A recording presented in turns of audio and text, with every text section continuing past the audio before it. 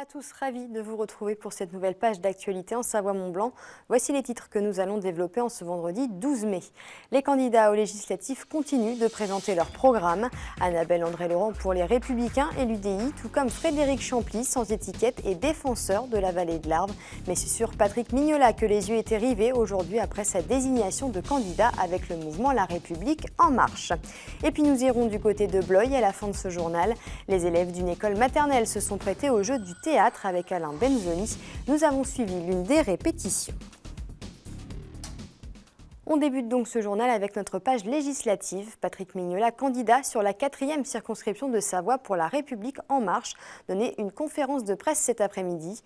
Membre du Modem et proche de Laurent Wauquiez, puisqu'élu à la région, il s'est expliqué sur ce choix, alors que Bernadette Laclais, la députée PS sortante, avait fait acte de candidature pour La République En Marche. Patrick Mignola, s'il est élu, quittera son poste au conseil régional en accord avec Laurent Wauquiez.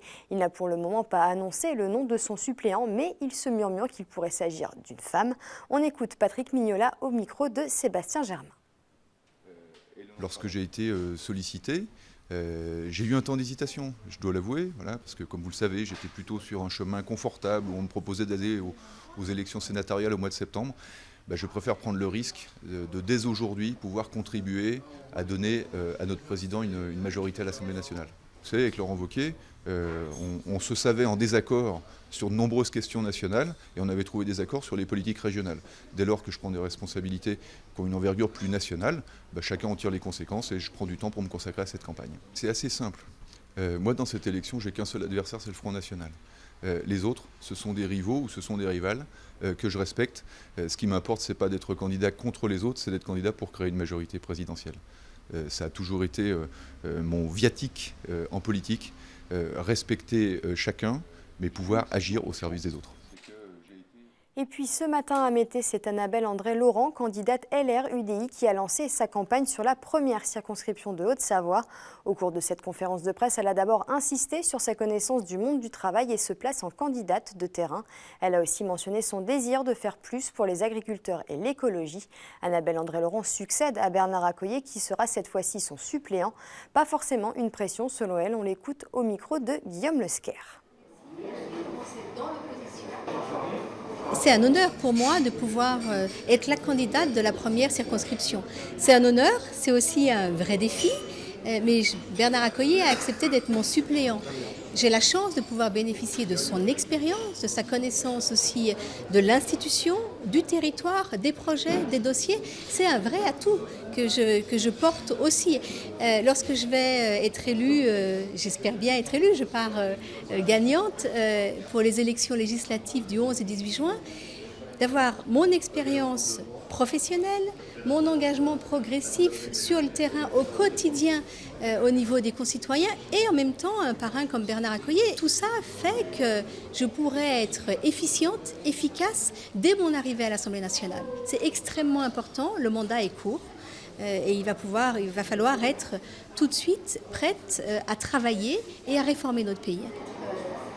Et autre candidat en Haute-Savoie sur la 6e circonscription, cette fois-ci, c'est le docteur Frédéric Champly. Il s'est lancé dans la course aux législatives suite à la sollicitation des citoyens. Très engagé dans la problématique de la qualité de l'air, il n'a pourtant pas jugé judicieux de s'allier avec Europe Écologie Les Verts, qui propose pourtant aussi une candidature dans cette 6e circonscription. On écoute ses explications au micro de Guillaume Lesquer. Ce qui me dérange, c'est qu'on me rapproche toujours de l'Europe Écologie Les Verts.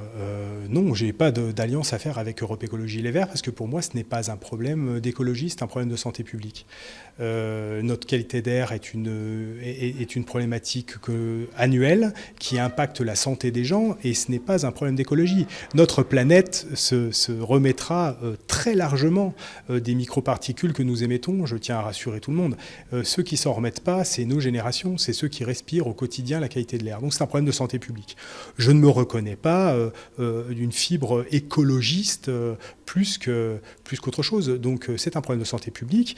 L'écologie est une chose très importante. L'écologie politique, pour moi, n'a pas de sens. L'écologie doit se retrouver dans tous les partis. Donc bien évidemment, j'ai des propositions qui vont dans le sens de l'éco-responsabilité. Ce serait un non-sens qu'en tant qu'être humain, être vivant, on fasse pas attention à l'environnement dans lequel on vit. Enfin, pour clôturer cette page législative, sachez que Bernard Accoyer a adressé ce jour une lettre à Jean-Luc Rigaud, président de l'UDI 74, suite à la parution des listes de La République En Marche. En effet, 2 candidats en Haute-Savoie sont membres de l'UDI 74. Or, un accord national LR-UDI a été passé pour ces législatives.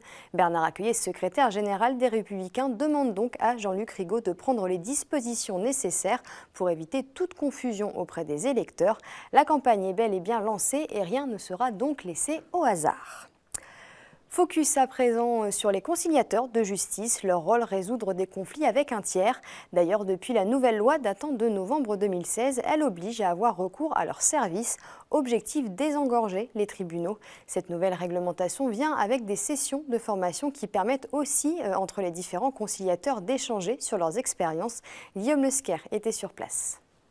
Moi, j'ai eu récemment quelqu'un qui venait me voir pour un conflit avec un opérateur. Il me disait... Nous sommes au cœur d'une session de formation de conciliateurs de justice à Chambéry. Autour de la table ne figurent pourtant pas d'apprentis, ils sont tous déjà en activité. Aujourd'hui, nous sommes venus pour traiter d'un thème particulier, c'est-à-dire l'évolution de la réglementation qui date de novembre 2016 et qui impose désormais à toute personne qui s'adresse au tribunal d'instance de passer au préalable devant un conciliateur pour tenter de régler le différend. Le conciliateur de justice a pour mission de régler les contentieux dont les sommes engagées sont égales ou inférieures à 4 000 €. Les affaires peuvent s'étendre du conflit de voisinage jusqu'au litige financier avec un professionnel. Il est bénévole, ce sont donc souvent des retraités qui s'engagent dans la fonction. Pour moi, l'activité de conciliateur est extrêmement importante parce que ça me permet de conserver longtemps des contacts avec différentes personnes et aussi d'avoir une forme d'activité intellectuelle vu que les lois changent, les pratiques changent. Donc il y a un côté effectivement où je veux toujours rester sur le pont. L'objectif de cette nouvelle loi est bien évidemment de désengorger les tribunaux et de moderniser la fonction en la rendant plus accessible. Attention cependant, le conciliateur de justice n'est pas juge et encore moins policier. Un juge, il rend une décision en droit. Nous, conciliateurs, nous allons aider des parties en litige à converger vers un arrangement, comme on dit, un accord, vers une conciliation. Et donc, bien sûr qu'on va tout à fait prendre en considération les données de droit, mais on va rechercher aussi, de manière pragmatique, les points sur lesquels on pourrait établir un accord entre les parties. Partant de l'adage qui est qu'un mauvais arrangement vaut beaucoup mieux qu'un bon procès. Sachez que la saisine d'un conciliateur de justice est gratuite. En Savoie et Haute-Savoie, on en compte 33 en activité. Alors avant d'attaquer en justice, gardez bien en tête que la conciliation est dans l'air du temps. On termine ce journal avec une belle initiative. Le théâtre, c'est aussi pour les tout-petits. À l'école maternelle de Blois, les enfants de 3 à 5 ans ont pu, le temps d'une année scolaire, s'essayer à la pratique du théâtre. Ils ont créé un spectacle fait à partir de couleurs et de sentiments. Le but, les faire s'exprimer comme des grands. Jean-Paul Crespi. Depuis plusieurs semaines, à l'école maternelle de Blois, une longue aventure pédagogique a pris forme. À leur rythme, les élèves ont travaillé pour présenter un spectacle, une pièce de théâtre dont le sujet tricote une histoire avec des couleurs et des émotions. Après une présentation à leurs parents, place à Alain Benzoni, directeur du théâtre de la Toupine, de bénéficier de cette rencontre entre de très jeunes acteurs et une histoire pleine de rigueur et de sentiments. J'aime bien faire et c'est la joie, parce que c'est ma préférée couleur. Le jaune, c'est comme le citron et la joie, ça pétille et le citron, ça pétille aussi. Toute l'école a participé au projet théâtre et nous, l'objectif en maternelle, ça a été vraiment de réussir à faire parler ou à faire s'exprimer des enfants qui en classe ne trouvent pas encore le moyen de s'exprimer. C'est des petits, ils ont 3, 4, 5 ans, mais il y en a pour qui le langage c'est encore très compliqué. Parler, s'exprimer au quotidien, c'est difficile et c'est beaucoup plus facile par le théâtre. Dans les coulisses, chacun attend son entrée en scène. Ensemble, ils ont appris à s'écouter et à construire un groupe pour donner à leur spectacle une forme enfantine. J'ai l'exemple de 2 enfants qui parlent très peu en classe et qui, au théâtre, se sont vraiment épanouis, se sont ouverts, ont osé prendre la parole, ont osé s'exprimer, ont eu un rôle un peu plus important que les autres. Et voilà, ça permet aussi à ces enfants-là de trouver une autre manière de s'exprimer, parce que parfois en classe, pour des enfants qui parlent peu, c'est compliqué. Et puis là, le théâtre, ça permet...